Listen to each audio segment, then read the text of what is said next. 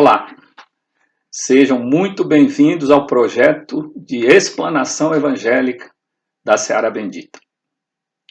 Nosso tema de hoje está contido na primeira carta de João, no capítulo 3, versículo 2. E nós vamos acompanhar um trechinho a partir de agora. Desde já somos filhos de Deus, mas o que nós seremos ainda não se manifestou. Vejam, o João nos coloca nesse trecho do Novo Testamento, intitulado inclusive de viver como filhos de Deus, a condição legítima, autêntica, genuína de que realmente nós somos filhos do Criador, somos filhos de Deus. Mas aquilo que seremos ainda não se manifestou. Essa manifestação se dará através da nossa conduta, mas sobretudo do nosso comportamento diante da realidade existencial que vivemos, dos fatos e das ocorrências que acontecerão ao longo da nossa trajetória aqui no planeta Terra. Sabemos que, espíritas que somos, aqui no planeta Terra vivemos uma condição de aprendizes. Temos uma rota de aprendizado dedicada a cada um de nós, que invariavelmente se apresentará com diversos fatos que são, na verdade, consequências das nossas atitudes passadas, ou de um passado mais recente, ou de um passado mais remoto, que nos trarão condições para que possamos nos desenvolver. Mas o que vem a ser comportamento? De acordo com a psicologia, comportamento é o nosso proceder diante dos estímulos que nós recebemos do meio onde vivemos. Esses estímulos que promoverão a condição de nos comportarmos, de avaliar como proceder diante desses estímulos. Há muitos pedagogos na literatura espírita que asseveram que nós vivemos em 3 duetos fundamentais nessa jornada de aprendizado. O primeiro é formado pelo dueto decisões e escolhas. Constantemente somos submetidos a essa condição de promover decisões ou decidir e também de efetuar escolhas de situações mais simples até situações mais complexas. Esse é o primeiro dueto fundamental. O segundo dueto é o dueto do erro-acerto. Ou seja, nessa rota de aprendizado, nós passamos por diversas situações onde nós cometeremos erros e também cometeremos acertos. E por fim, o terceiro dueto fundamental é da vivência-experiência. Essa trajetória nos traz essa condição de vivendo, nós vamos adquirindo experiências e tais experiências nos auxiliam e as experiências dos nossos semelhantes também nessa trajetória de aprendizado, que consequentemente será uma trajetória de progresso e de evolução. Então nós temos esse meio, esse campo ao qual todos nós nos encontramos.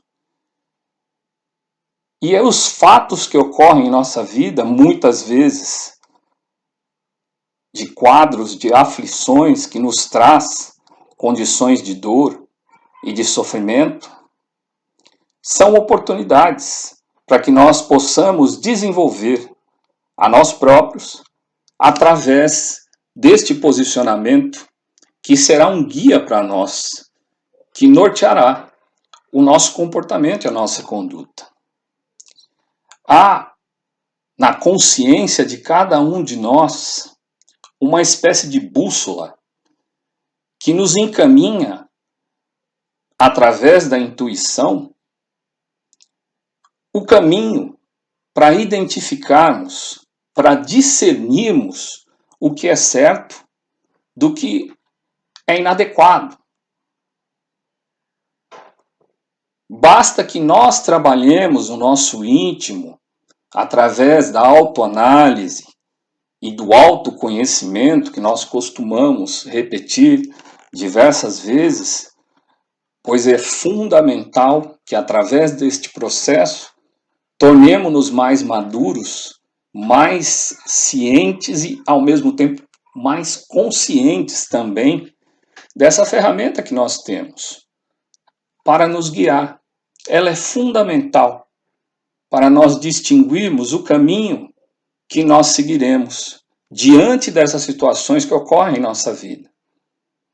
Falamos aqui das aflições, há muitos quadros de dor e sofrimento que nós passamos, porque nós somos testados, tentados e provados a todo tempo. E nessa condição, há essa possibilidade, como comentado aqui já no início da nossa reflexão, de que esses estímulos ocorrerão justamente para que nós possamos utilizar essa nossa bússola interna aliada à vontade, que é uma força poderosa que nós temos,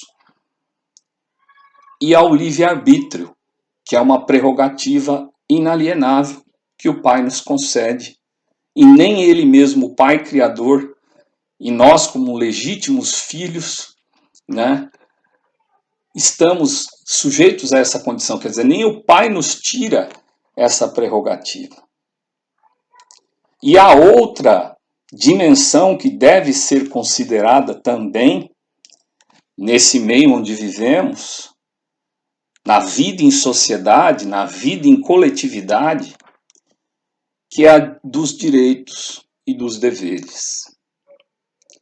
E aqui eu gostaria de colocar a definição que o Espírito Lázaro nos traz através do Evangelho segundo o Espiritismo, no capítulo 17, Sede Perfeitos, no item 7, que é justamente intitulado de dever. Ele nos coloca claramente que o dever é uma obrigação moral de cada um de nós. E assevera ainda no final dessa instrução de que, eu vou ler para ficar bem,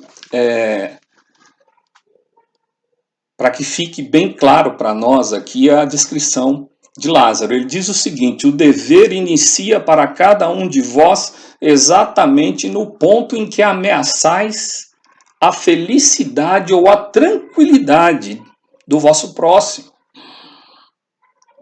E acaba no limite que não desejais que ninguém transponha com relação a vós.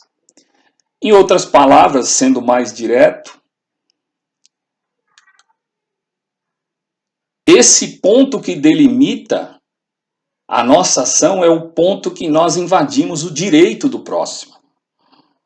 Esse é o nosso ponto, é o ponto que começa o nosso dever. E vice-versa, o ponto em que não gostaríamos que fosse transposto em relação a nós, começa o nosso campo do direito. Então, nessa relação de direitos e de deveres, cabe a nós não invadirmos o campo do direito do nosso próximo, assim como o próximo não também invadir o nosso campo de direito. que nós uns aos outros nos respeitemos e nos conscientizemos dessa relação, compreendendo bem essa realidade e aplicando a poderosíssima ferramenta da vontade, aliada ao livre-arbítrio e à bússola da nossa consciência, nós nos tornaremos mais maduros e, portanto, conseguiremos tomar decisões e escolhas, acertar e errar, e viver e experimentar a nossa trajetória de uma maneira mais suave, buscando construir a nossa felicidade. E para encerrar, eu gostaria de trazer uma máxima do capítulo 15, também do Evangelho segundo o Espiritismo, no item 4, que resume todos os deveres do homem. Fora da caridade não há salvação. Inclusive, esta máxima intitula esse capítulo 15 do Evangelho segundo o Espiritismo. Fora da caridade não há salvação. E com o exercício da caridade há felicidade. Nós temos a condição de construir a nossa própria felicidade, ainda que em ambientes adversos. Porque a felicidade é um valor interno que independe de qualquer exterioridade. E todos nós fomos criados para sermos felizes. Repetindo a máxima, fora da caridade não há salvação. Graças a Deus.